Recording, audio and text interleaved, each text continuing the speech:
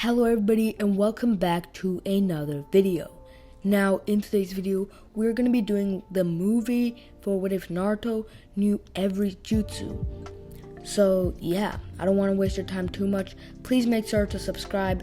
I'm trying to get the 500 subscribers, and with that, let's get right into it.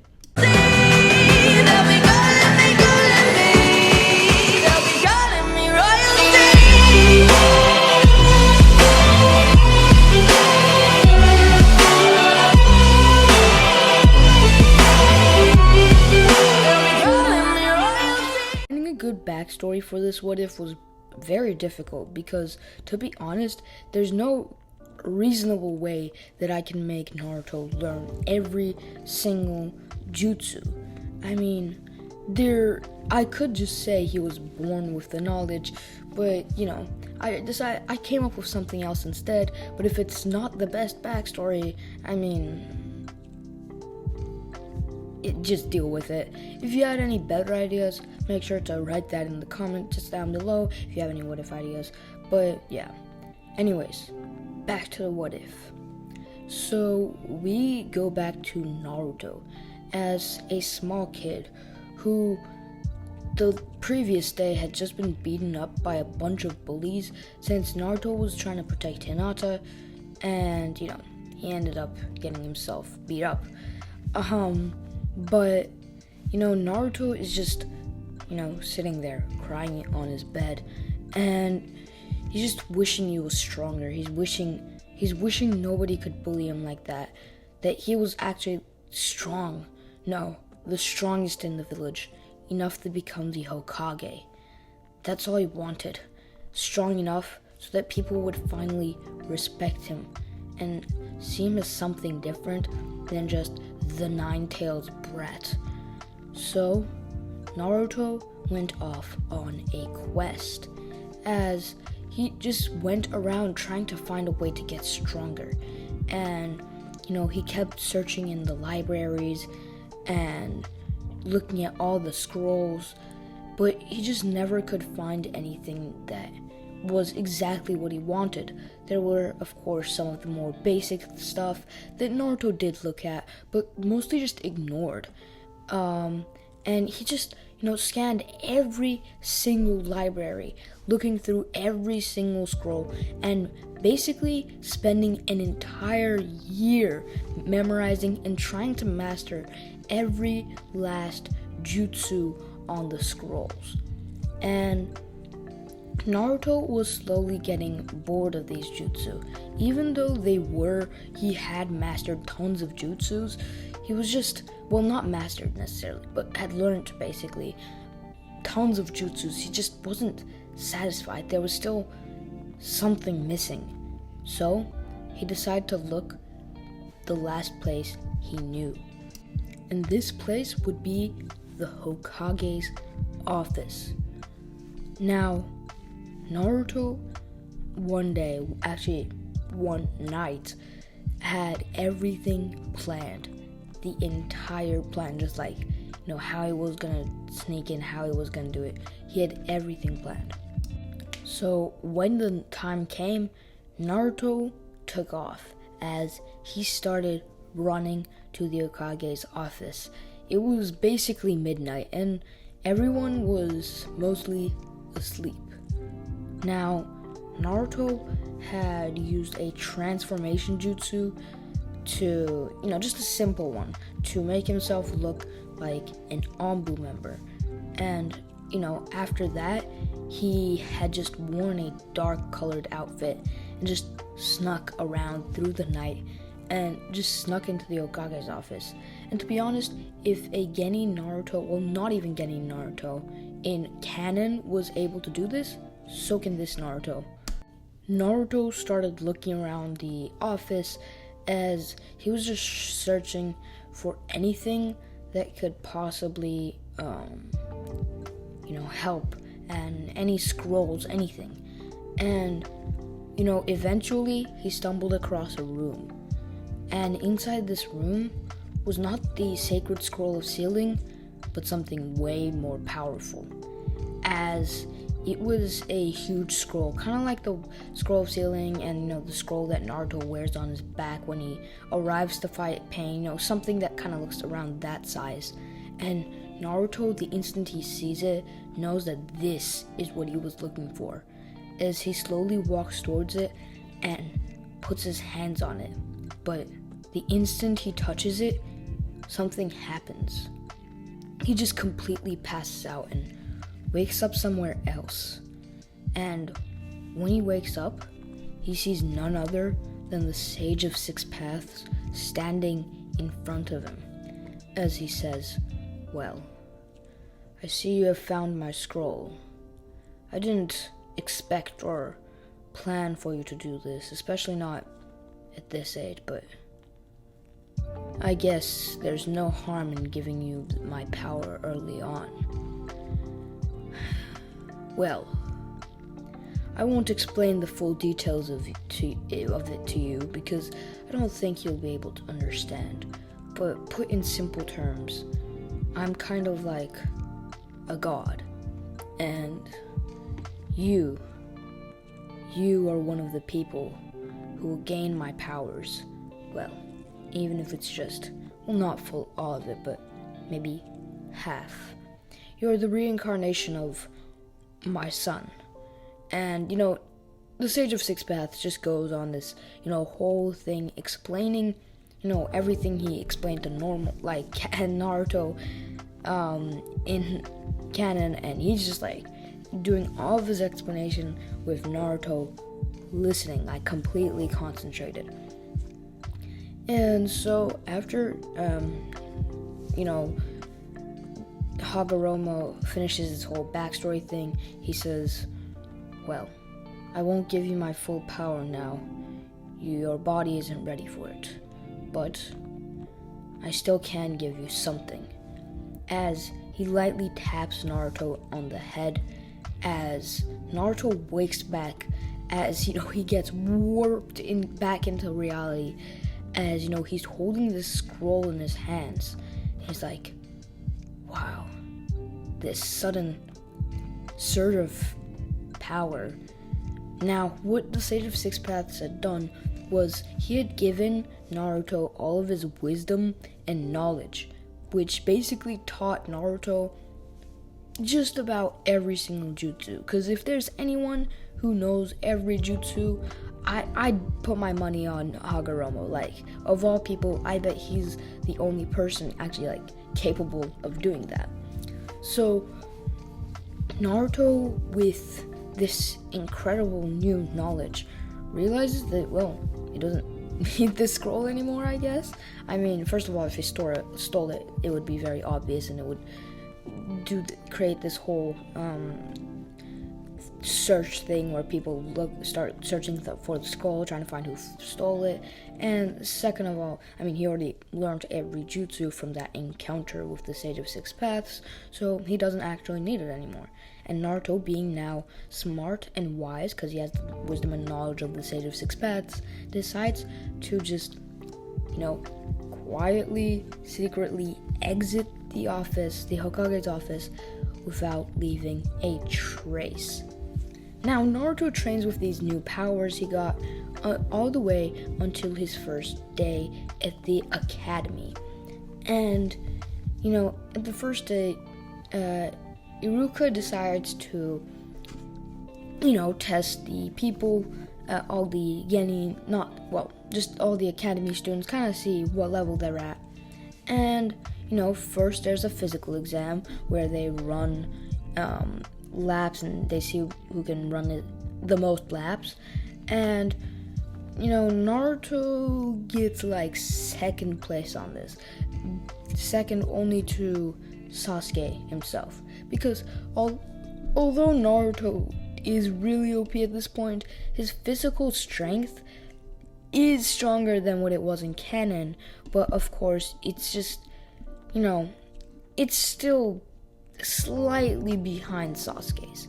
So after that though, Sasuke loses to Naruto in the Sharingan and kunai throwing test because Naruto has incredible precision and can literally just doesn't miss. So Sasuke loses to Naruto in that, and after a few more stuff like the written exam where Naruto destroys everyone and breaks some records, it's time for sparring.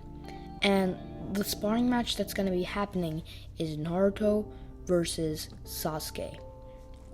Now, Naruto and Sasuke both immediately rush at each other the instant the match starts. And, just Sasuke straight up goes in for a punch right off the bat, just dashing at Naruto. Naruto also starts running at Sasuke, but instead of punching Sasuke, he jumps into the sky right before Sasuke can punch him. And right after he jumps into the sky, there's this moment where Sasuke like, wait a second, where's Naruto? What's going on? And, well, he eventually looks up and sees Naruto in the air, who has now started weaving hand signs as he says, water style, water ball jutsu. And you guys, this is basically just like a rip-off version of the fireball jutsu. It's like, imagine the fireball jutsu but with water style. Yeah, that's exactly what it is. Like, and yes, I did make this jutsu up, but just deal with it. I'm gonna be making a bunch of jutsu up throughout this thing because, I can. But yeah, Naruto uses this jutsu, and he purposefully chose this jutsu as to not harm Sasuke, because a fireball jutsu would be basically, scorched Sasuke, getting burns all over his body. But with this option, Sasuke almost doesn't get hurt at all. But what does happen is from the knockback and the way the water will push Sasuke away, it just sends Sasuke flying out of the circle. And by the rules, Naruto had now won the spar. And Iruka was, for one, impressed at the fact that Naruto had pulled off a jutsu such as that. And, he was also impressed at, his speed, his IQ. Generally, he didn't seem like an academy student. He seemed more like a Jonin, the way he thought, the way he fought. Oh my god. Fought and thought is like basically the same word, but it means a bunch, like, very different things. Anyways, sorry, but continuing the what if, Sasuke ends up getting really mad at this. So after that day when Naruto is going home, Sasuke just ends up following Naruto and stops him on the way, asking for a spar. And he says, this time there are no boundaries. It's just whoever knocks the other person out, or the person concedes to defeat, admits defeat, will lose. And Naruto accepts this challenge as they both get into their positions and start fighting. Now, once again, Sasuke makes the exact same move, rushing in at Naruto. But on the other hand, Naruto doesn't move because he already knows what Sasuke's next 3 moves are going to be. And so using this, Naruto, although not being the most skilled in taijutsu, he mostly already knows what Sasuke is going to do from the way he's running and their previous fight. So Naruto, seeing that he's doing the same thing, just stands there. And Sasuke feels, kind of disrespected, why is he just standing there? So, this is kind of part of Naruto's plan, as Sasuke goes in for a right hook, a left uppercut, and then a kick. But Naruto literally dodges both, blocks both of these punches, and then when the kick is coming, Naruto just, blocks it with the side of his hand as he dashes in at Sasuke with full speed, dashing at his opening, and literally punches Sasuke in the gut, sending him flying away. And this wouldn't be what if Naruto knew every jutsu if Naruto didn't use any jutsu to win the fights.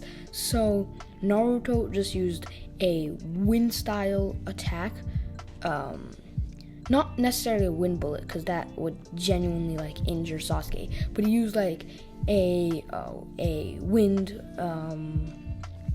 push sort of attack that literally just sent Sasuke flying even further back, just smashing into a building and being knocked out.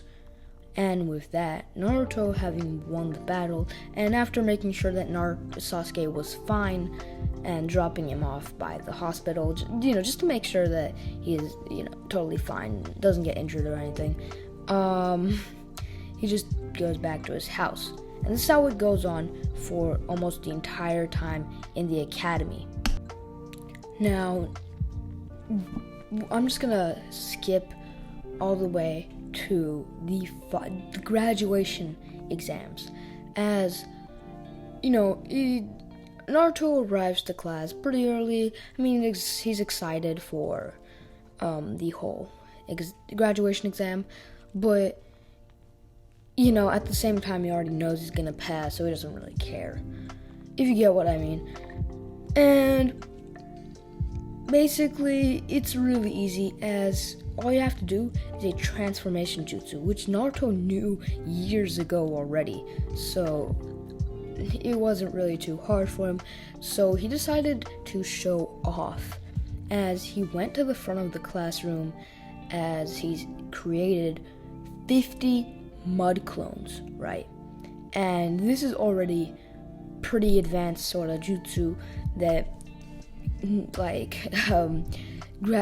academy students shouldn't be able to create. But on top of that, he transformed every single clone transformed into an important person in history. So one of them became Madara, another Hashirama, another one of them the other Hokage, Tobirama, all of the important shinobi in history. And Iruka seeing this is like, you definitely pass, as Naruto's like, thanks. And he just goes back down to his seat. And, everybody ends up passing, and Naruto thinks that's all, as he starts heading home. And, Iruka tells everyone that they're gonna get their Jonin senseis tomorrow.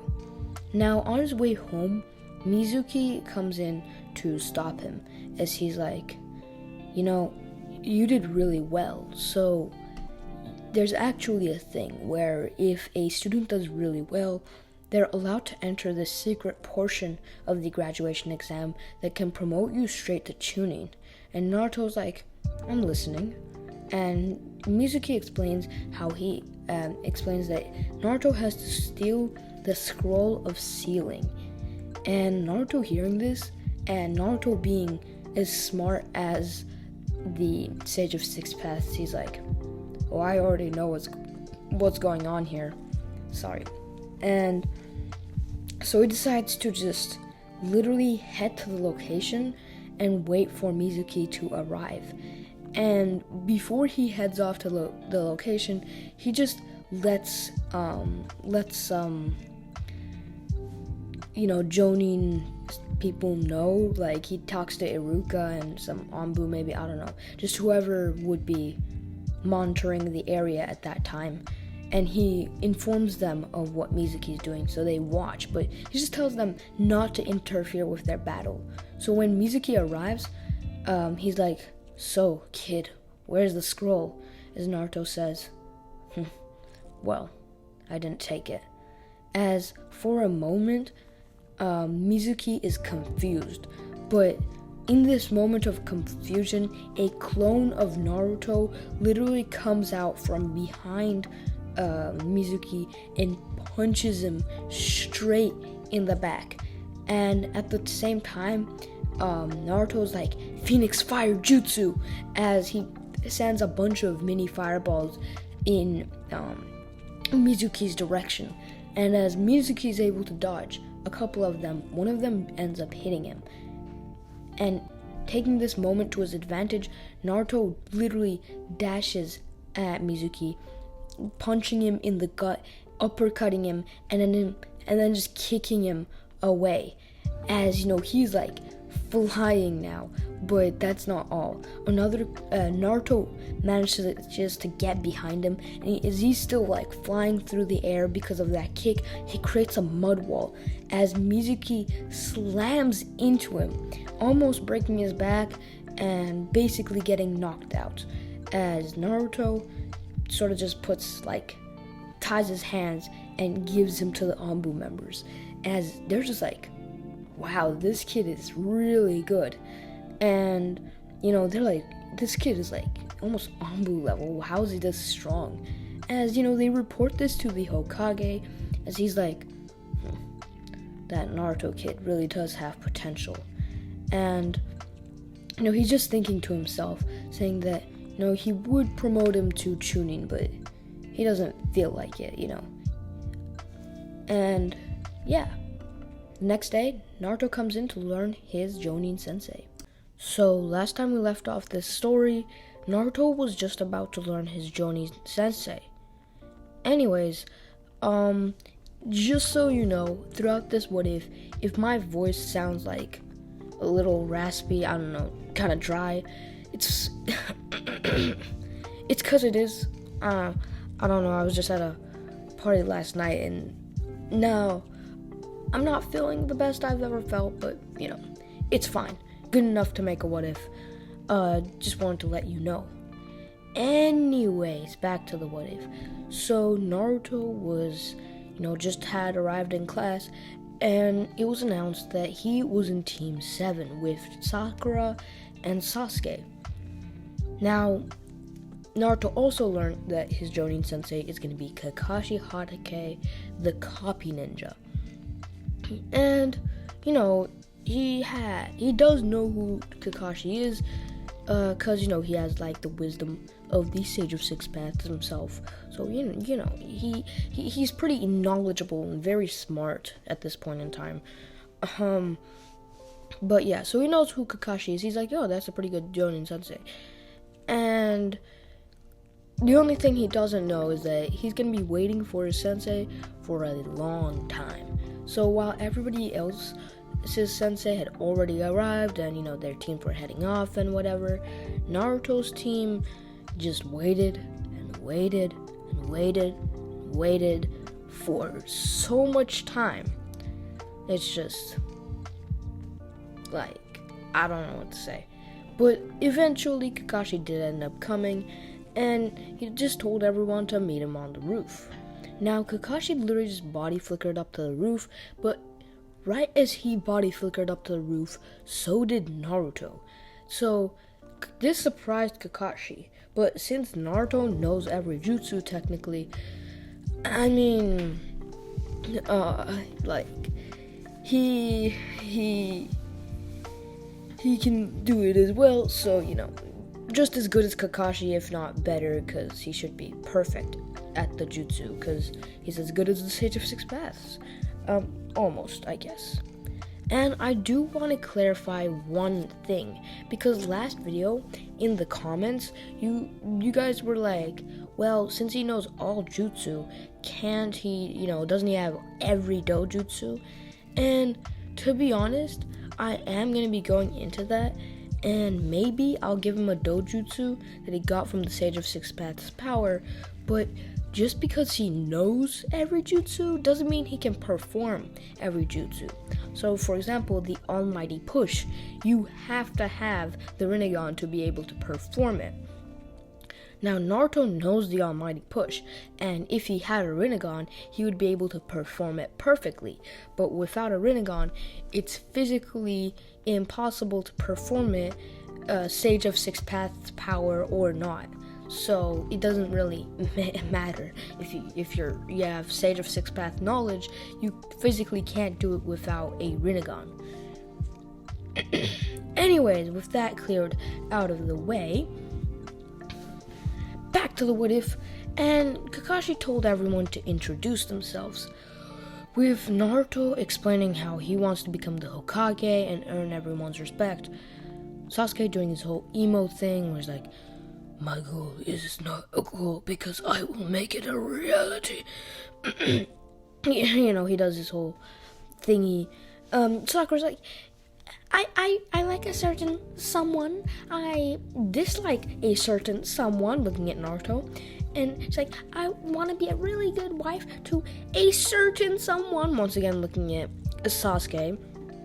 And Kakashi's just there like, well, the only really good person here is probably Naruto. I mean, it's like, the only person who has like good goals, I guess, is Naruto. But anyways, he's just like, okay, you guys meet me tomorrow at the training grounds. I'll be there, but make sure not to eat anything or else you'll throw up. And Kakashi lied twice there, actually, because he will not be there for like hours, and he probably won't make Naruto throw up. Just say. So Naruto does in fact end up eating, but they just end up getting to the training grounds and end up waiting there for a really long time because Kakashi never shows up. But he does end up showing up eventually, and he explains the rules of the bell test and tells them they can begin.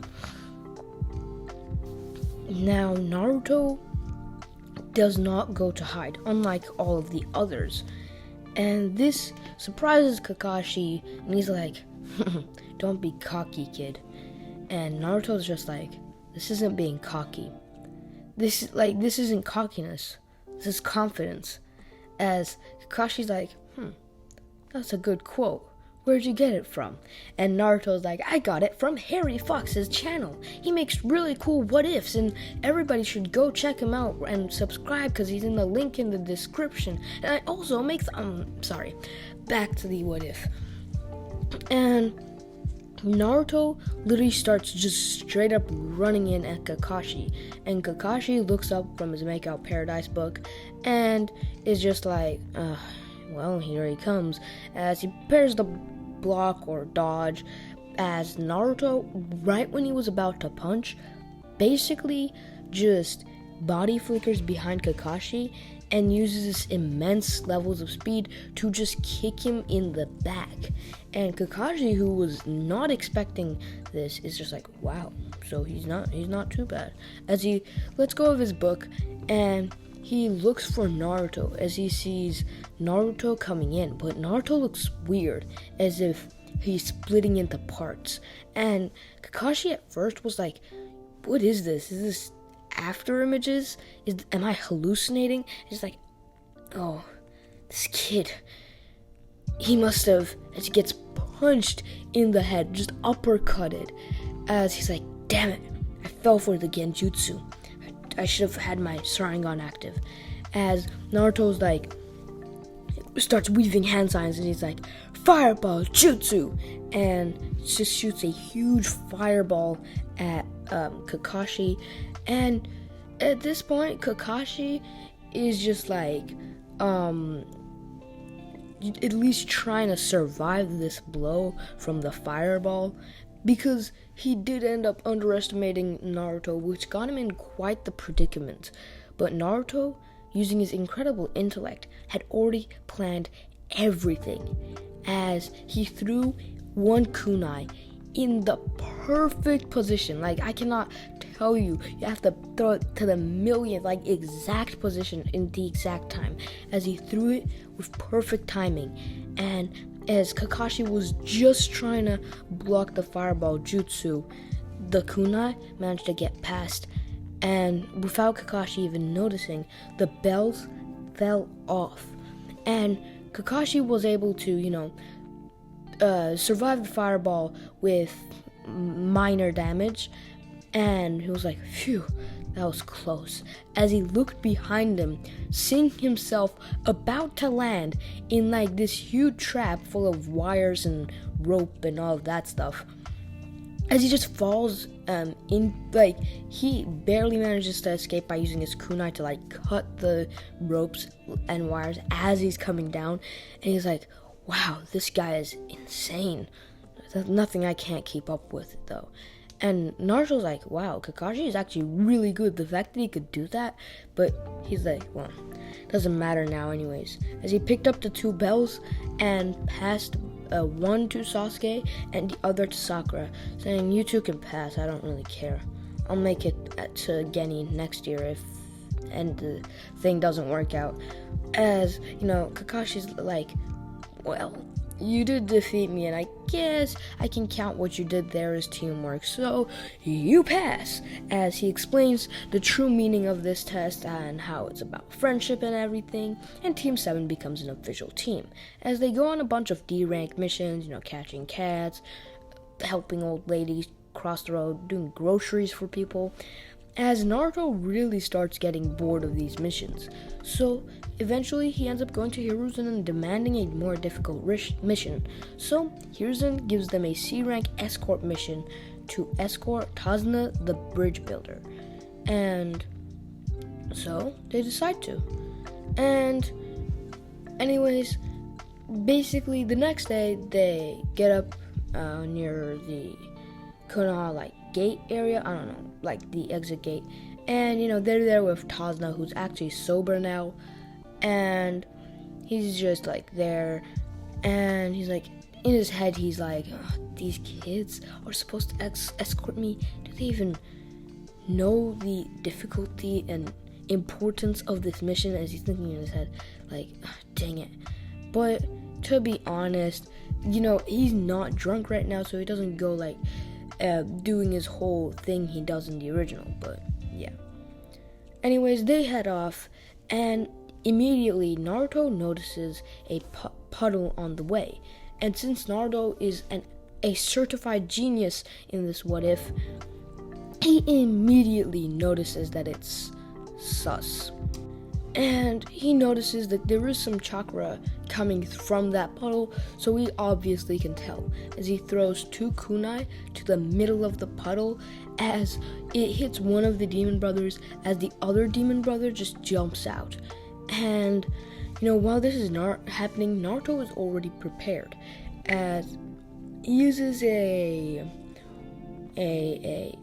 what? You can use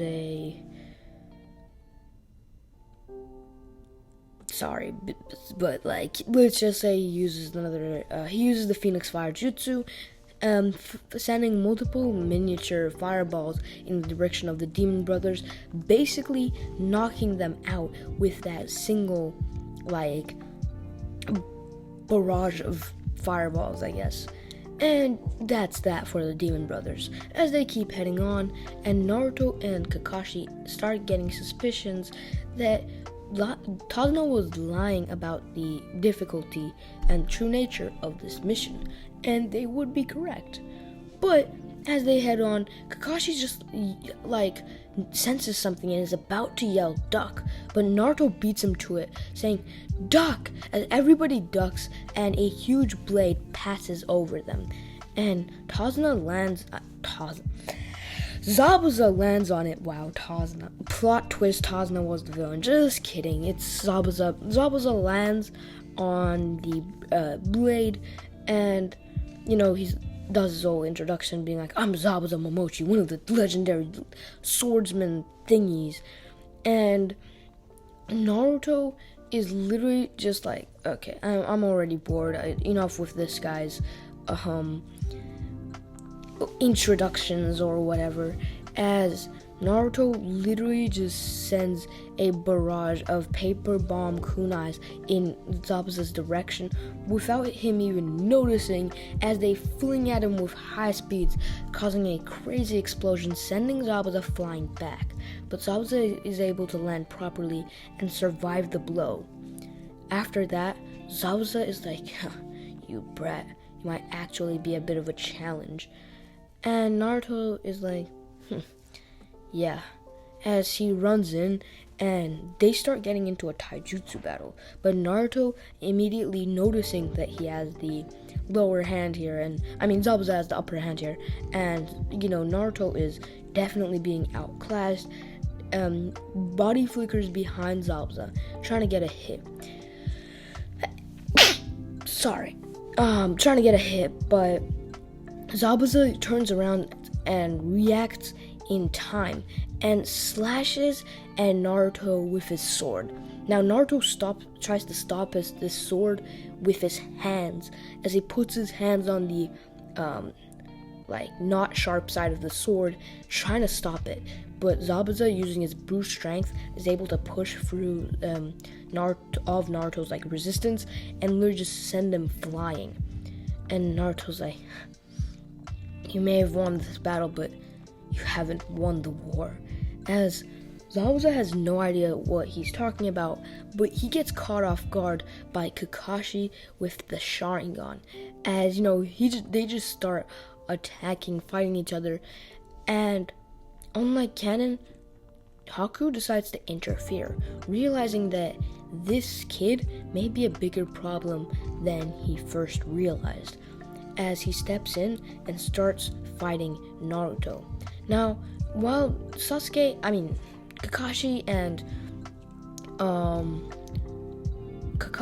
and Zabuza are still fighting, while Naruto here is just fighting Haku, barely being able to match Haku's speed, although struggling a lot. And Naruto is just trying to use his wits and his immense knowledge of a bunch of jutsu to just go around doing a bunch of fireballs, wind bullets, and general more defensive things, just to not let Haku get a single hit on him. As Naruto uses wind style to deflect all of the senbon Haku's throwing, because senbon aren't very heavy, so it wouldn't take too much energy to push them around the other way with a wind style jutsu. So he just keeps doing that, as Haku starts getting annoyed, as she's like, fine, you want to die, and so be it, as he forms the demonic crystal ice mirrors. I'm pretty sure that's the name, but it's a stupidly long and not very useful name. Anyways, basically, Haku creates the ice mirrors and starts throwing senbon from all directions, and Naruto continues trying to use his more basic jutsus, kind of like the fireball, wind bullets, trying not to show the fact that he has fire dragon jutsus, because he doesn't want to play all his cards. If you're wondering why he's not using any stupidly OP jutsus right now, is because he doesn't need to, as he's well, it doesn't look like I'll be able to win this fight easily.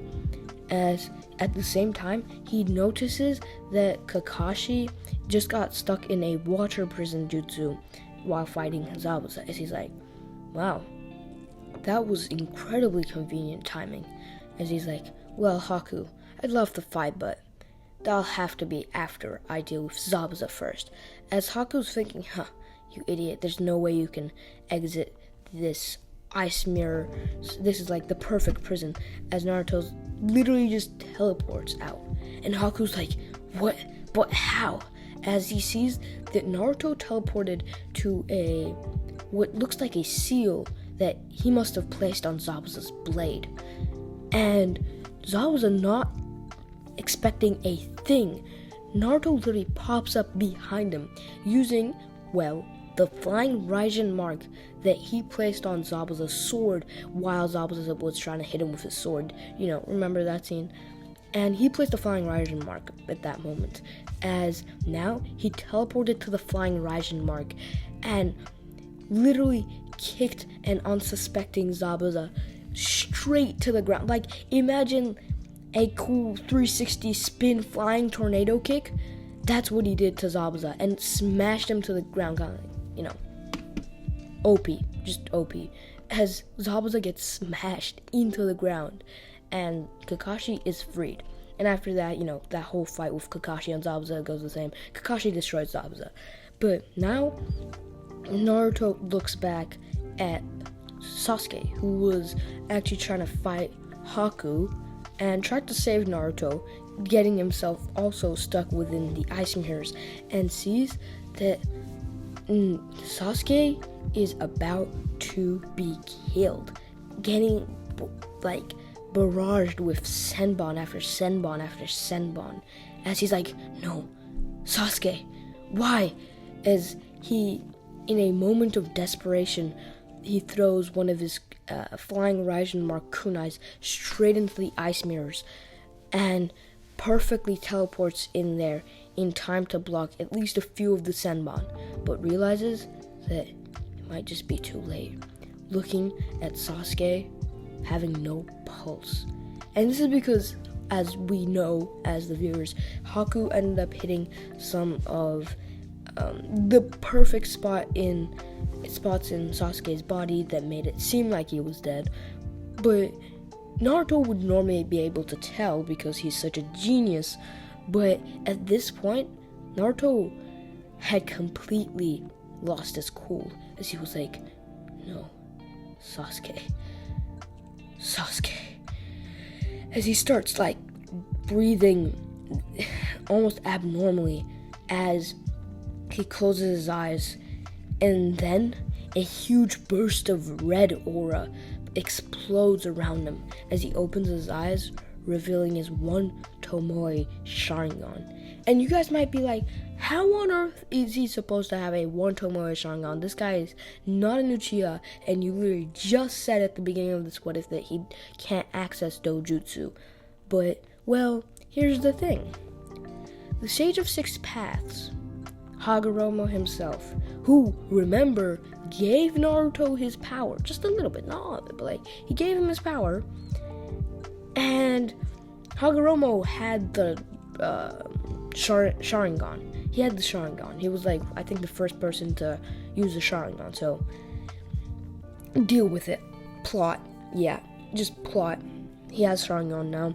So anyways, he awakens his one Tomoe Sharingan, as instead of one dot in the middle and one Tomoe kind of orbiting it in a circle, he has, since this is QB influence as well, Ninetales influence, instead of the dot in the very middle, the pupil area, he has the red slit sort of design that the Ninetales would normally give him, if you understand.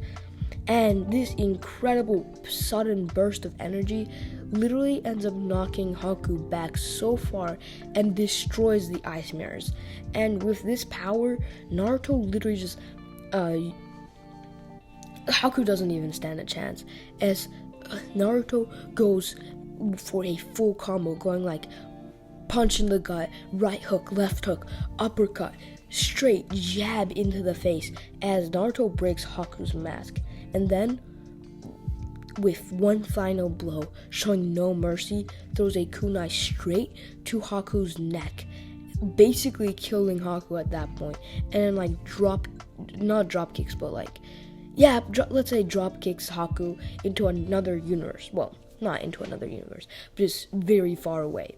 And with that, Haku and Zabuza are dead and dealt with, so they won't have to worry about them later. And they end up arriving at Tasuna's house, where, they have an incredible feast, and they get to rest. Kakashi passes out from overuse of Sharingan. Naruto starts training his own Sharingan, although he doesn't need to, because he knows every dojutsu, technically, if you get what I mean. So he's also already perfect with the Sharingan. But, that all happens. And one day, Sasuke, Naruto, and all of Team 7, actually, decides to go help Tazuna build his bridge. Now, while they're on this bridge, suddenly, Gato and 100 mercenaries arrive. And Naruto looks in fear, as these mercenaries are so powerful, and all of them start rushing in, and Naruto can't do anything as he starts getting cut. Just kidding, bro. These mercenaries are literally so weak that the Naruto series in canon makes fun of them for being week, and Naruto just trolls them in canon. Sorry for the background noise, but I'm back. Anyways, Naruto literally just destroys all of them, summoning like a tsunami-ish, like a huge wave, because he's really close to water right now, so it's really simple for him to create a water-style jutsu, using the water to create a humongous wave that literally knocks all of the mercenaries off. And all of the mercenaries are so scared that they're running for their life, Naruto gets his hands on Gato and ends up giving him to the villagers so that, they do whatever they want to Gato, because, Gato's done a lot of terrible things to the villagers there. Anyways, after that, Team 7 heads back to the village, and, Hiruzen gives them all the, money they need, and Kakashi explains how this was at least a B or A rank mission, and so Hiruzen pays them appropriately.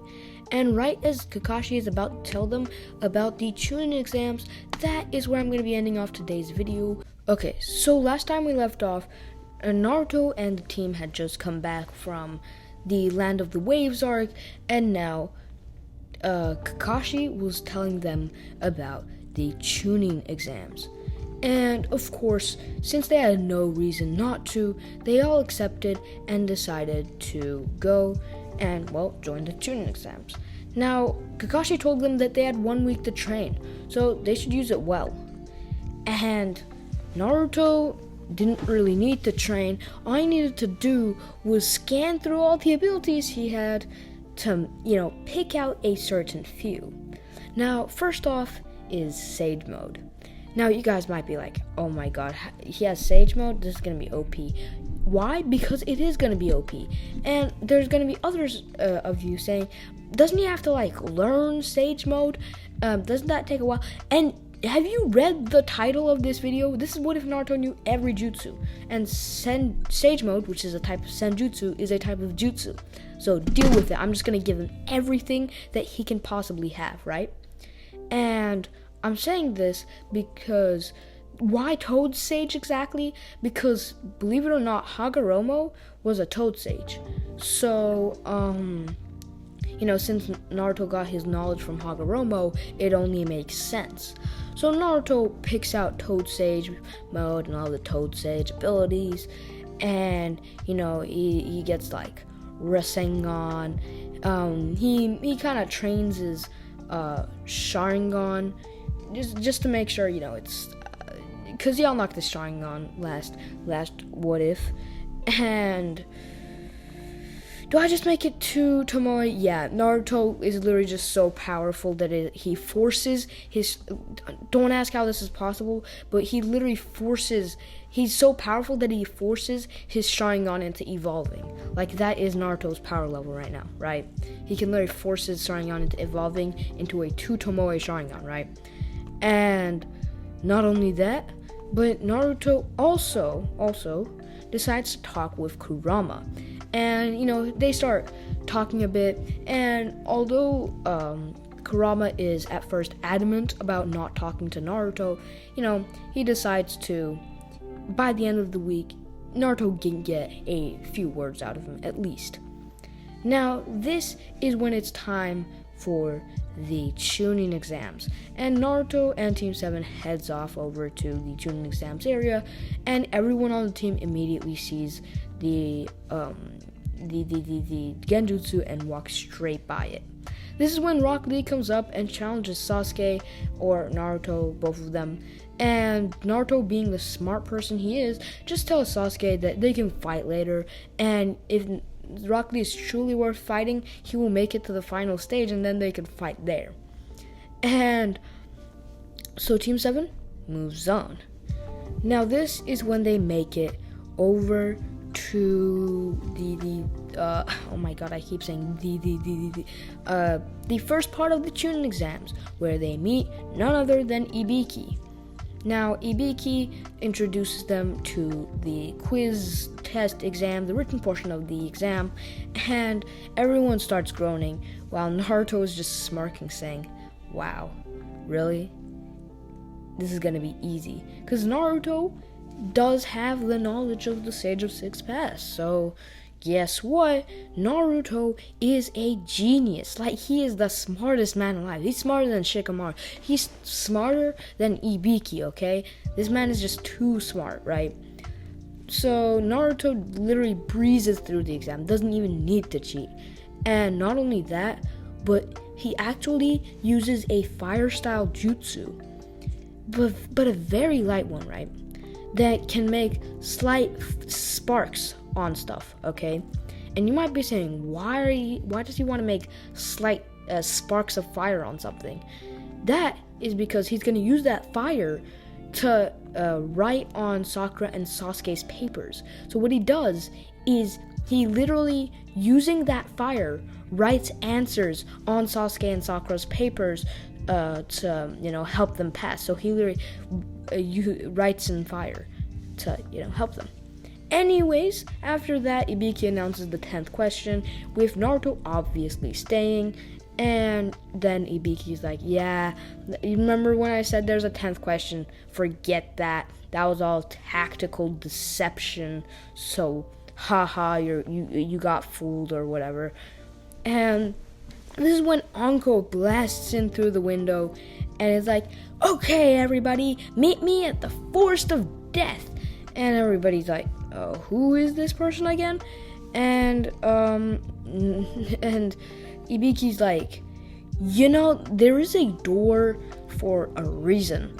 But Anko literally just ignores him, and everybody heads off to the Forest of Death for the second part of the Chunin exams. So when Team 7 arrives at the Forest of Death, Anko explains all the rules, saying how, they're allowed to kill, and so they're also allowed to die, which is why they'll have to sign these forms that makes them, say they're fine with dying. And she explains how there's going to be 2 scrolls, and you're going to get 1 scroll, and you have to go and get the other one. Now, Team 7 is totally fine with this, as they sign the contracts or whatever, and they head off into the forest. Now, Naruto makes sure to throw a flying Raijin mark all the way to... So he just takes out his flying Raijin kunais, right? And he uses his incredible... he throws it as far as he can, and then makes it go even further using wind style to push it further through the air. And then he also puts a flying Raijin seal at where they started, just in case they have to get out of there in an emergency situation, so they can just teleport away, right? And so they start heading off. Now, Naruto, being an incredibly good sensory ninja, right? I feel like this gets excluded in a lot of what ifs, like the whole, sensing aspect of everything. But Naruto is an incredibly good sensory ninja where he can just sense chakra signatures from miles away. And Naruto activates his Sharingan without letting Sasuke see, because he knows that Sasuke would get very confused, especially after Kakashi already revealed his Sharingan, to see that Naruto also has a Sharingan. So he just makes sure that Sasuke can't see it, as he blasts himself up using a wind style thing to just blast himself off the ground, and looks around trying to see any chakra from any possible team, as he spots one team that seems to be heading towards them. Now, Naruto, immediately spotting them, decides that, okay, well, this is gonna work, as he tells everyone to just follow him, as they all run with him, trying to catch up to this team. And when they arrive, they see them. This is just a team of, hidden mist ninjas that are literally not even important to the story, except for the fact that they just exist for the sole purpose of being defeated. That's why they exist. That's their purpose in life. Exactly that. But anyways, that happens, and Naruto, the instant he sees them, they're like, oh, okay, they all get into their fighting stances and they're ready to fight and everything, when Naruto literally just puts them all into a genjutsu, right? They just fall into a genjutsu, as to them it seems like Naruto is just standing there, but then the genjutsu kind of fades away as they kind of snap back to reality and they feel they just can't move. This is the genjutsu that Naruto placed on them, and because he knows every jutsu, he is a freaking genjutsu god, right? I mean, Naruto is just completely OP, so it's not even fair at this point, and Naruto just puts them all under a genjutsu and just takes their scroll. And by the time those people manage to even like regain their ability to move, they are already like not very injured, just Naruto cut them with a kunai perfectly in those spots that help them move their limbs, so they have decreased control over their limbs now, and they also lost their scroll. So yeah, and to Naruto and Team 7's luck, this was just the scroll they were looking for, and now they were just trying to run over to the building. But along the way, Naruto immediately sensed a chakra signature that was way too powerful for a genin, as he told everyone to stop, as they all went into hiding and Naruto approached the clearing. As from the clearing came a man who was licking his lips, saying, "Sasuke, I sense he is here. Where have you hidden him?" As Sasuke's at first thinking, like, how does he know my name? But Naruto's just like, Orochimaru. And Orochimaru is shocked, being like, but how? You shouldn't be able to see through my disguise. As Naruto's like, yeah, well, it wasn't that hard. As Orochimaru's like, well, there's no point in this disguise now, is there? As he just takes off his skin, revealing his true form, being Orochimaru, one of the 3 legendary Sannin. And Naruto just looks at him saying, "You're not doing anything to Sasuke." As Orochimaru's just like, "Yeah? Who said that?" And Naruto's like, "Me." And Orochimaru's like, "Ha, you know who I am, and yet you still think you can challenge me? You idiots." As Orochimaru immediately rushes in at Naruto with full speed, mind you, and literally just like takes off Naruto's head, right? Straight up beheads Naruto. As Orochimaru's like, "Ha, idiots." As he looks back and sees that Naruto's body just crumbled to a bunch of dirt. As he's like, what? How? Genjutsu? As suddenly Naruto pops up from behind him, throwing a kunai immediately at him, as Orochimaru barely dodges out of the way. But little does he know, this is a flying Raijin kunai, as Naruto teleports to the kunai that is now behind Orochimaru. As after teleporting to him, after teleporting to the kunai, he immediately activates a Rasengan as he slams it into Orochimaru, and then he activates Sage Mode. And suddenly, after seeing Naruto activate Sage Mode, Orochimaru starts feeling fear for the first time in a long time, looking at Naruto's death stare, staring as if he was staring into his soul. As Orochimaru got up and said, "This kid thinks he can beat me," as he pulls out his Kusanagi blade, I think it's called, and runs in at Naruto. But little does he know, he doesn't even stand a chance. Like, this guy is Naruto is like this, knows every jutsu, and there are some really OP jutsus out there, as he also activates his Sharingan, which creates a one tomoe pattern around his Sage Mode eyes, as Orochimaru, before he can even react, Naruto body flickers and goes behind Orochimaru, kicking him into the ground, and then says, ice style, demonic ice mirrors, as he creates... Actually, should I do that? Do I let him have every Keke Genkai? You know what? No, because I said that if he doesn't have that Keke Genkai, he can't do it, right? Yeah, okay. He's not that OP, okay? But he's still OP, as Naruto literally uses the... It's called... I don't know what it's called, but it's the infinite paper bomb jutsu, where Tobirama used this in the Great Shinobi War, where he launched one paper bomb, but that paper bomb, when it exploded, turned into 2 paper bombs, and those 2 paper bombs exploded and turned into 4 paper bombs, and so on and so forth, creating almost like an infinitely large explosion, as Naruto just slapped that paper bomb onto Orochimaru.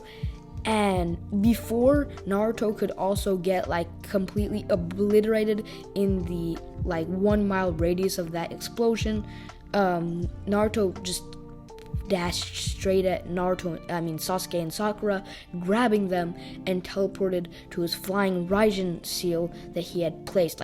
Remember when I said he threw a flying Raijin kunai just in case of an emergency so they could teleport to the kunai? Yeah, exactly. That's when he's going to use it, as he just teleports to the kunai and gets Sasuke and Sakura to safety.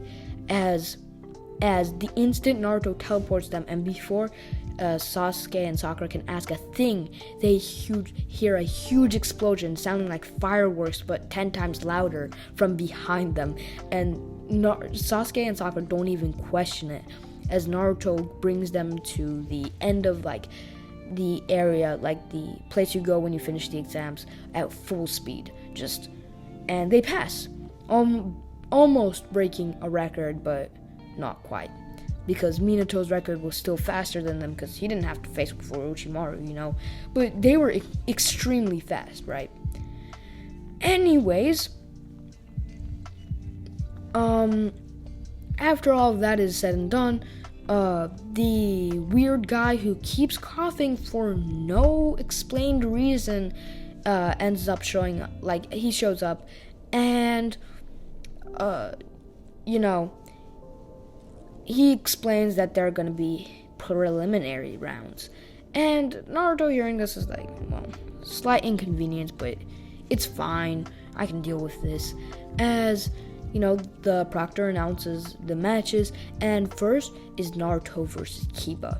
As Kiba's like, finally, this is a great opportunity. I can finally prove my strength against Naruto and show how powerful I've become. As Kiba is saying that, right? And the proctor says go, as Kiba is staring at Naruto, and Naruto, from what Kiba sees, is just standing there, as he's like, what is he even doing? Don't get cocky, Naruto. As he's about to start running at Naruto, when Naruto shows up from under his feet using, I think it's called the head under jutsu, I don't know, the one where you go underground and pop up from there. Yeah, he uses that and literally drags Kiba into the ground, getting him stuck. And then his clone that he made to distract Kiba, making him think he was actually staying there, literally ran at Kiba and used a water prison jutsu to just trap Kiba and just make a threat to not trap Kiba, trap Akamaru, right? He trapped Akamaru, Kiba's dog, and Kiba was stuck underground, right? But his head was out so he could see. As the clone of Naruto said, listen, I have your dog trapped in this water prison, and if you don't admit defeat, your dog will suffocate and die. As Kiba, hearing this, has no choice but to give up. Now, all the matches after this go the exact same as in canon, as we now have a 1 month training period. And Naruto decides that during this 1 month training period, he will treat himself to some time in the hot springs. As when he's heading over, he sees this white-haired man staring into the, just doing his research, quote unquote. Naruto walks up to the guy and he's like, "What are you doing, you pervert?" And Jiraiya's like, "Shh, I'm doing my research. I'm gonna make them notice me. Be quiet." As Naruto's like, "Wait, Jiraiya?" As Naruto's like, Jiraiya looks at Naruto as he's like, in his head, he's like, "Wait, Naruto?" And they just both recognize each other for a moment as Naruto's like, they just have like an awkward moment where neither of them knows what to say. And Naruto's like, "Well, Jiraiya, you're one of the legendary Sannin, right? Well, I may or may not have already faced off against Orochimaru, so I want to see how my skills are like against you." As Jiraiya's like, "Whoa, slow down there, kid. You faced off against Orochimaru and survived?" Well, honestly, first I'll teach you some things, and at the end of our training, maybe I'll let you spar with me. As Naruto's like, as a slight smirk appears under his face, and they head off to training.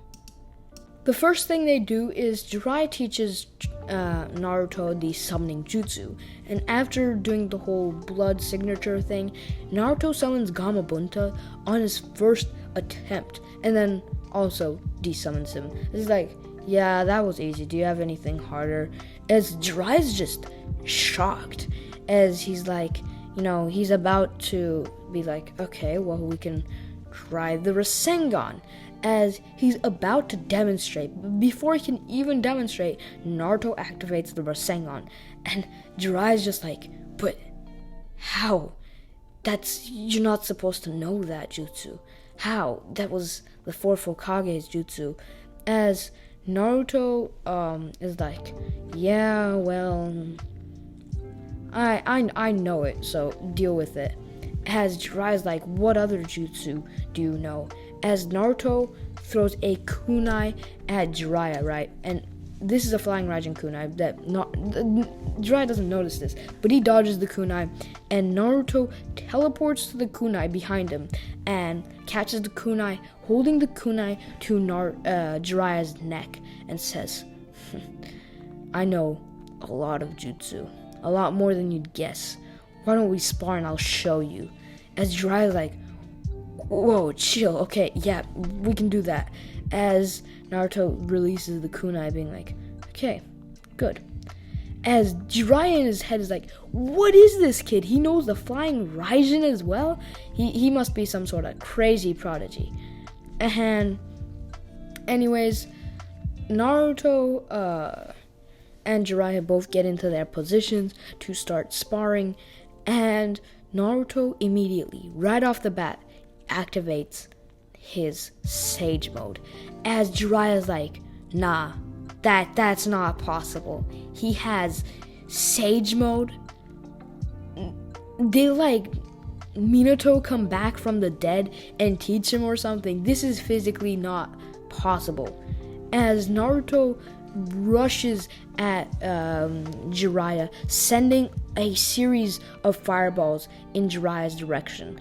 And Jiraiya tries to counter with a water-style jutsu, and it does work. It overpowers Naruto's fire style and goes straight at Naruto, but Naruto blocks it with a mud wall as he goes underground and pops up from underneath Jiraiya, who barely jumps out the way, dodging the attack. And Naruto comes out of the ground just using a lightning style sort of projectile attack, sending it straight at Jiraiya, as Jiraiya barely manages to dodge, actually getting a slight cut on the side of his body.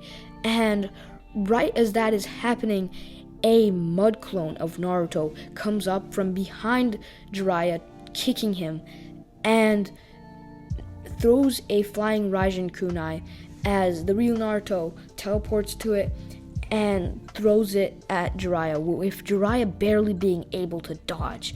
And he genuinely cannot keep up, right? Naruto is literally just outclassing him in every category, as he tries to use his hair jutsu, you know, the thing where Jiraiya makes his hair all spiky and sends it at his opponent, and Naruto literally counters with the same jutsu, using the same jutsu that Jiraiya used against him, as Naruto's jutsu almost overpowers Jiraiya, and all Naruto does is, fine, getting a little bored, guess I'll have to use it, as he weaves hand signs and says, oh my god, I don't know what it's called. It's like the Majestic Flames Fire Jutsu. You know that thing that Madara uses when he shows up at the Great Shinobi War and he just destroys everyone with a humongous fire jutsu? Yeah, he uses that. And even though Naruto does try to counter with a water style, he gets absolutely destroyed and knocked out. And he does wake up eventually, and Naruto and Jiraiya train together for the rest of Naruto's 1 month period. And during this training time, Naruto explains his powers to Jiraiya, explaining everything and how he got them. And Jiraiya, hearing this, is surprised, but he tries to see how Naruto can improve this power, as he says, okay, and starts coming up with a bunch of ideas that Naruto can increase his power. And although this is hard, he does come up with something. And by the end of this training period, Naruto has mastered no hand sign jutsus. So he can perform hand sign jutsus without having to create hand signs, just like the Sage of Six Paths himself. And now Naruto is finally ready. Well, he was always ready, but it is finally time for the final part of the Chunin exams. So the day of the final part of the Chunin exams, Naruto just started heading to the arena place, or whatever it's called. And when he arrived, he saw Neji there, he saw all the other people standing there, and yeah, he just he doesn't care. He just goes to his spot and, sits down. As, his calm sitting down does not last for long, because he is immediately called up, realizing that he's gonna be in the first match of the day. So Naruto gets up and he's like, Neji, yeah, I wanna teach him a bit of a lesson, especially after what he did to Hinata. As Naruto goes to the area, and Neji is like, you idiots, I am destined to win this match, because I am one of the Hyuga, blah blah blah, I am Neji does his whole thing he does in the original, where he talks about how he's destined to win and this match was over before it even started. And yeah, so Neji does that, but Naruto really doesn't care at all, right? And he literally just throws a shuriken straight at Neji's face, as Neji barely dodges, getting a slight cut on his cheek, and Naruto's like, at least you can dodge. And the kunai, did I say shuriken or kunai? I'm just gonna say it was a kunai. The kunai lands right behind Neji, and little does he know this is a flying Raijin kunai, and Naruto doesn't know if he'll have to use it, but throws it just in case, because Naruto's really big brain. And so with that, Neji just is pissed off and runs straight in at Naruto. And Naruto, almost without even batting an eye, is like, gentle fist, interesting.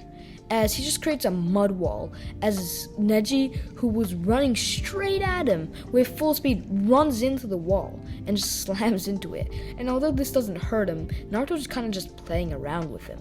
And Neji gets really mad at this, as he backs away and then goes and now he's like really mad as he runs full speed at Naruto, about to use one of his strongest jutsu on him. And he is coming in at full speed as Naruto says, rotation. As he creates a bluish orb around him as he starts spinning around at high speeds and knocks Neji back, creating a bunch of cuts on his arm that tried to hit Naruto.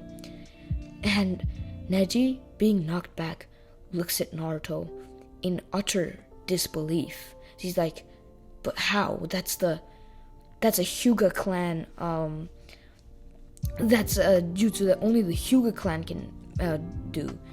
As Naruto's like, yeah, well, about that,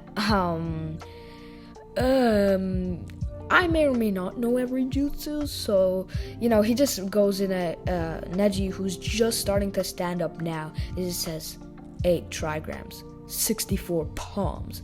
As Naruto does not have the Byakugan, but he doesn't need it. He basically memorized all the chakra point positions at this point, so he doesn't need it. And he literally just uses Neji's own attack against him to literally just destroy Neji. Neji doesn't even stand a chance, so I'm like, that's all I'm gonna say. Neji gets KO'd.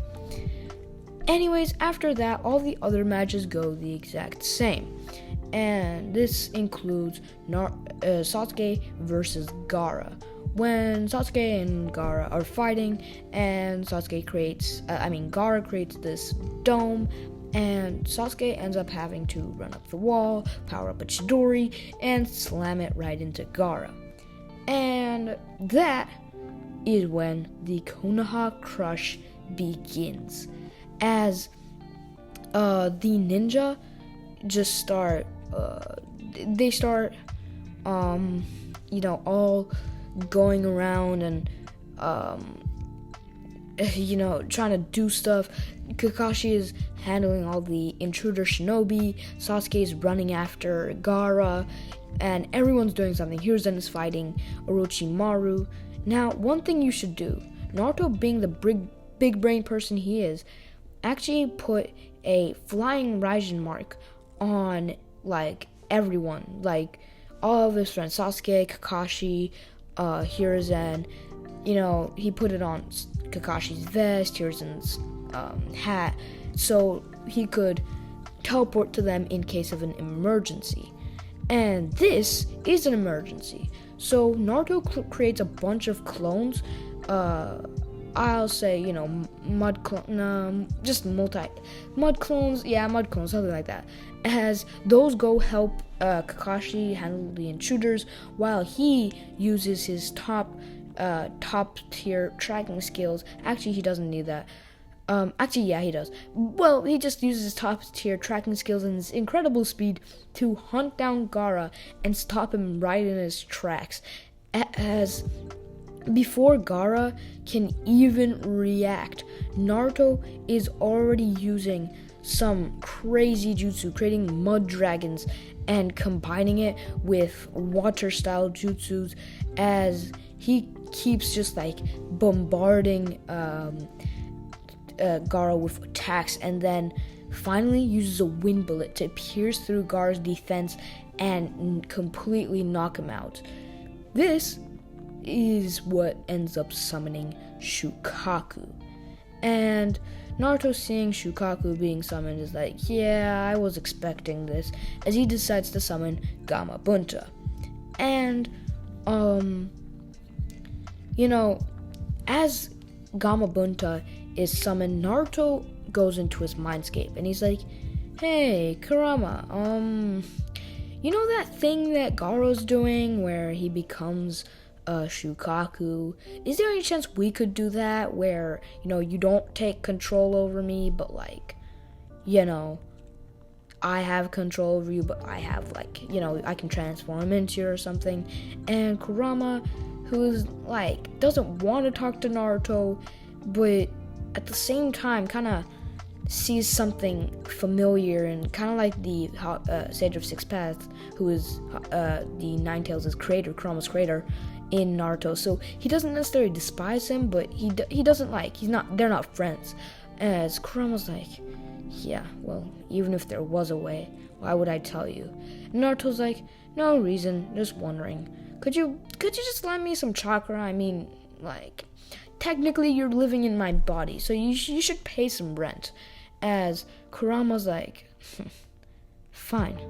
As he gives Naruto a bunch of chakra. Not that he needs it or anything, but he does. As Naruto tells Gamabunta that they're going to do a combined transformation, as Naruto transforms Gamabunta into like the shape of the Nine Tails, as Gamabunta uses his new claws to just try to hold onto Shukaku, keeping him in place, as Naruto jumps off and headbutts Gara, waking him up.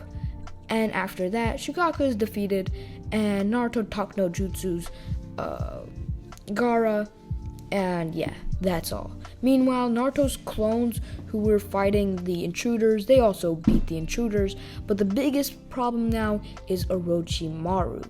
Now, Naruto used the flying Raijin mark he put on Hiruzen, as he just teleports to Hiruzen, as this is right around the time when Orochimaru resurrected the first and second Hokage, and Jiraiya just stopped the fourth Hokage from also coming back from the dead, as Naruto just teleports to him, and both Hiruzen and Orochimaru are shocked, being like, Naruto?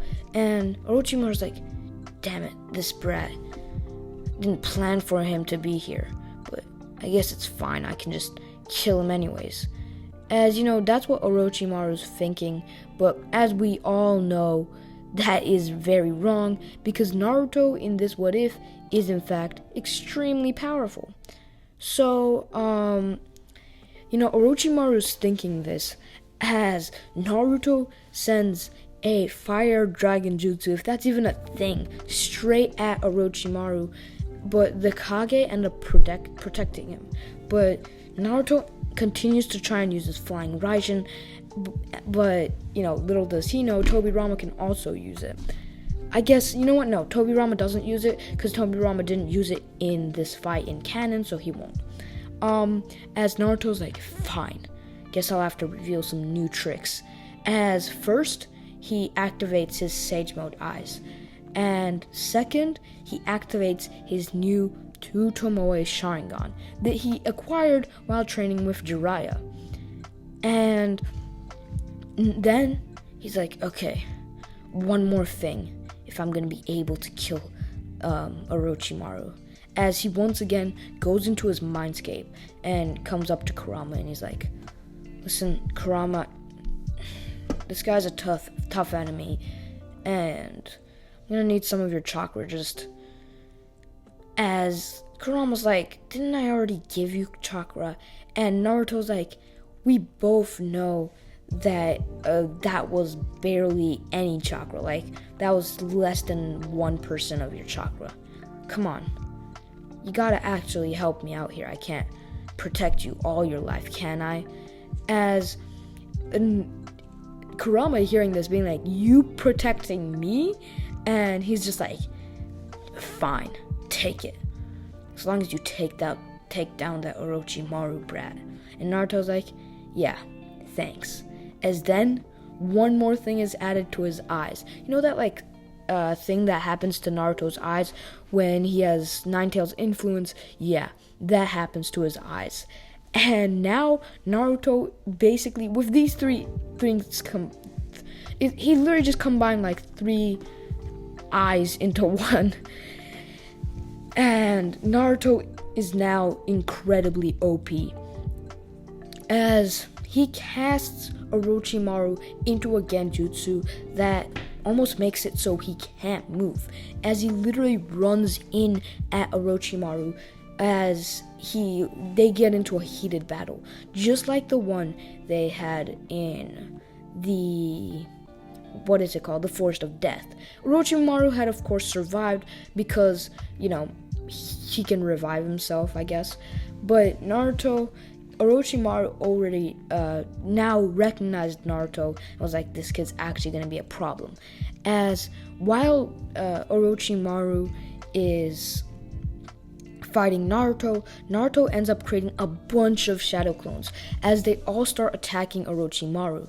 And Orochimaru is distracted with these shadow clones and the real Naruto, while the two other shadow clones sneak up on the two Hokage, who are now fighting Hiruzen, and they, both of them, they're just like, Hiruzen, we need you to hold them in place, even if it's just for a little, just hold them still. As Hiruzen is like, I think I can manage that.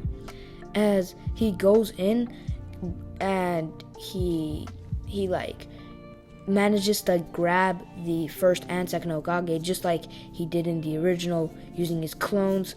And then the Naruto clones came in, using the Reaper Death Seal to seal away the souls of the two Hokage. As Hiruzen was just like, how does this kid know that jutsu?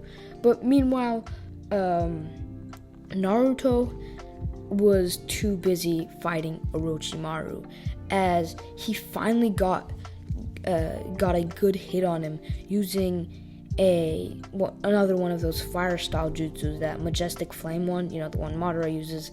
And then after using the spiky hair jutsu that Jiraiya uses, Orochimaru was kind of getting destroyed in this battle, not gonna lie. And then one of the Naruto literally just slammed a Rasengan into Orochimaru and ended up and then also put a seal on Orochimaru that completely limited his movement and chakra, as he held Orochimaru in place, as one of his clones ended up starting using the Reaper Death Seal.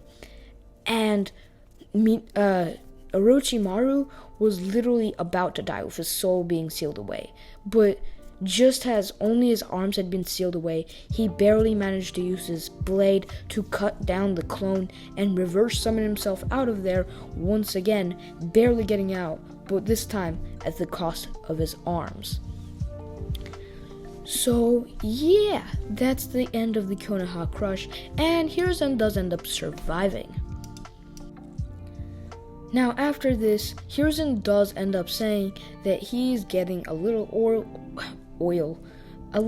for this job of Hokage, and that, they need someone else. As Naruto's like, me, pick me, duh, obviously I'm the best person here, best candidate for Hokage. Clearly, you should be picking me to become the new Hokage. As like he's just thinking that in his head. As Hiruzen's like, you need to find Tsunade, and Naruto's like, damn it, you old man, why? As, that's just in his head. And so Naruto heads off to try and find Tsunade. Now, Naruto, being the absolute genius he is, gets to Tsunade. Jiraiya and Naruto managed to get to Tsunade a lot faster than in canon. And after taking a break, deciding to take a break, rest a little bit at a bar, they're just trying to enjoy a drink when they get bothered by this one, blonde woman just, shouting in the back, and everyone's just looking at her, being disturbed, as Jiraiya decides to get up and talk to this person, being like, yo, what's all the commotion? And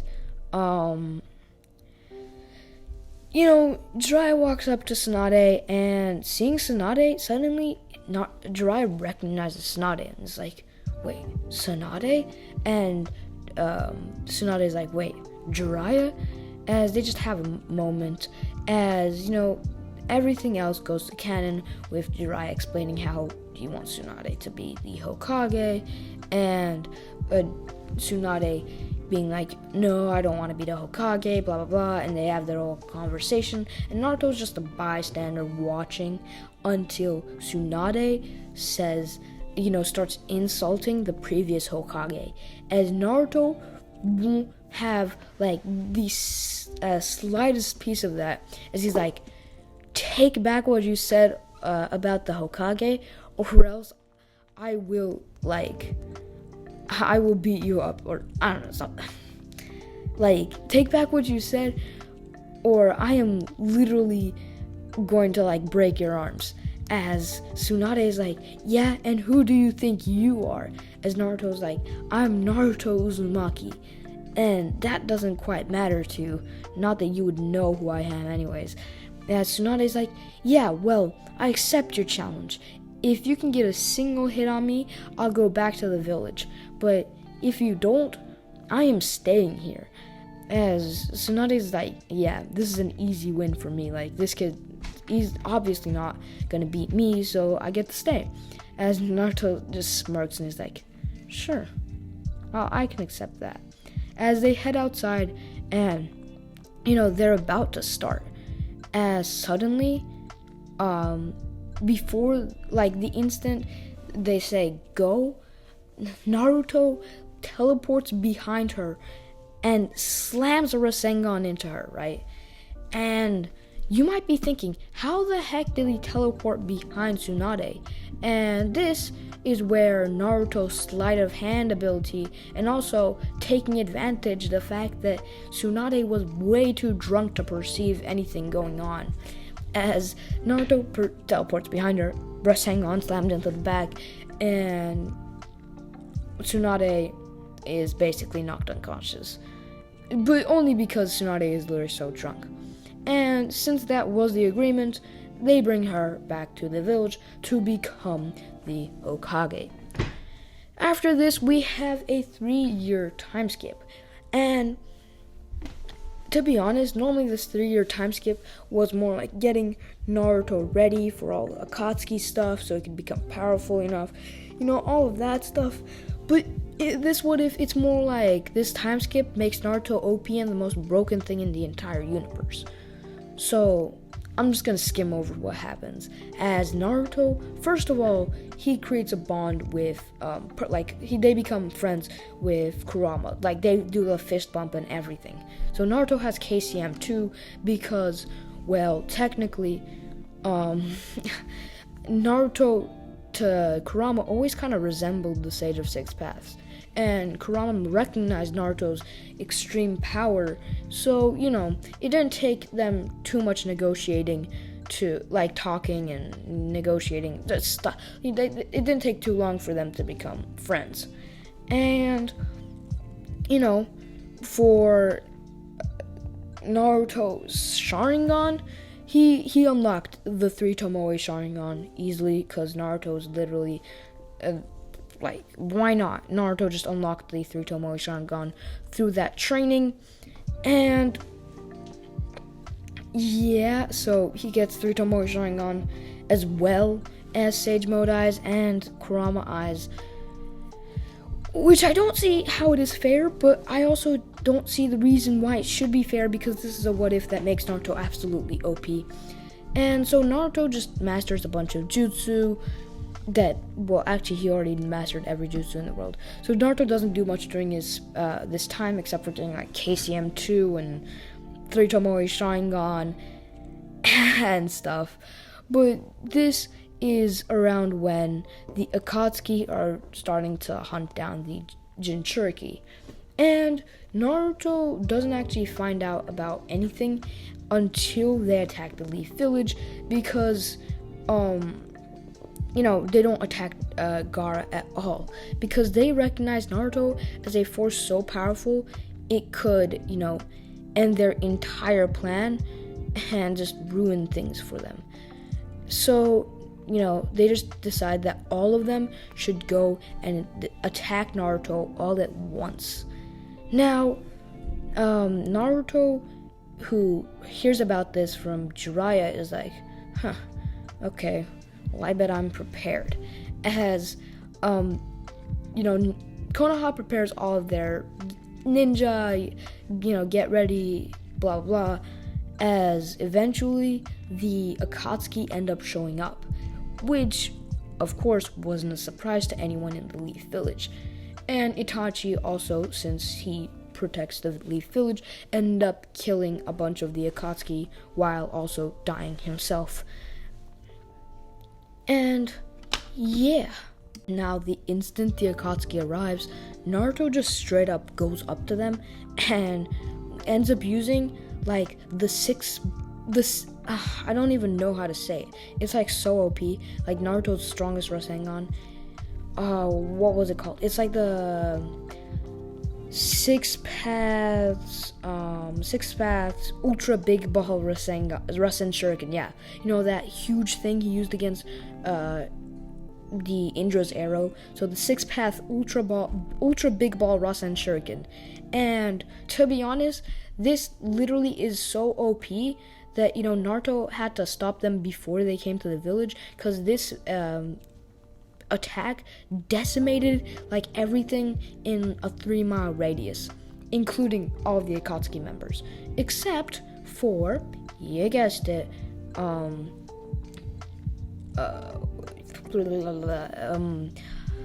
I can't speak today, I'm sorry guys, but Obito. But Obito really wasn't much of a problem for, you know, KCM 2, 3 Tomoe Sharingan, Sage Mode, Super OP Naruto, who knows every jutsu, versus Obito with his Mangekyo Sharingan. It's not even close, as Naruto literally, like, the same way Minato destroyed Obito, Naruto just completely decimates Obito, finishing him off with an attack that this literally just disintegrates him into nothingness. And with that, that is going to be the end of the What If. And I know it was anticlimactic because, first of all, I ran out of time and I really have to stop recording now and do something that is like in real life. So I kind of had to end it quickly, but second of all, I would have ended it quickly anyways, because Naruto is literally just too OP, you know? Like, Naruto literally just, after this time skip, as I said, Naruto gets too OP and literally destroys the Akatsuki. But yeah, I do hope you guys enjoyed this What If, and with that, see you all next time.